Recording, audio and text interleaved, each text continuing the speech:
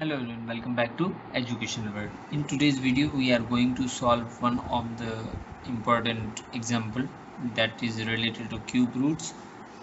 So the question is, what is the smallest integer by which 392 multiply with so that the product is a perfect cube? So as per question, 392 is not a perfect cube right now. We have to find the smallest integer by which it should be multiplied to make it a cube. So in order to solve this, we have to find its factors. So as we know, in order to find the factors, the method we use is, or we have to use, is prime factorization. So let's put it in the prime factorization 392. Now to start, we will divide it by the smallest integer first. Can it be divided by 2? Since unit place has 2, so it can be divided by 2.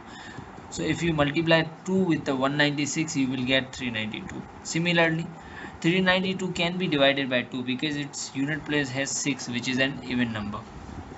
So when you multiply 2 with 98, you will get 196 definitely. So now let's take a look on this number, which is 98. Its unit place contains 8, which is also an even number, so it can be divided by 2. When you multiply 2 with 49, you will get 98. Now we have 49. Its unit place has an odd number. Can it be divided by 3 first? We know it is not able to be divided by 3. So the number to which it can be divided is 7.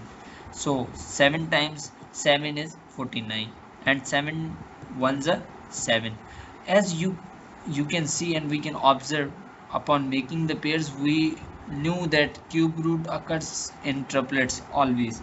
So we have 3 times 2 occurring here, but 7 is occurring twice. We need one more 7 to make it cube, so the smallest number to which it should be multiplied it is 7. Here I have written it. Since 2 occurs in triplet but 7 occurred for 2 times, so 392 should be multiplied by 7 to make it perfect cube. This was the question. Hope so you got it, and if you like our videos, make sure to like, share and subscribe the channel. Thank you.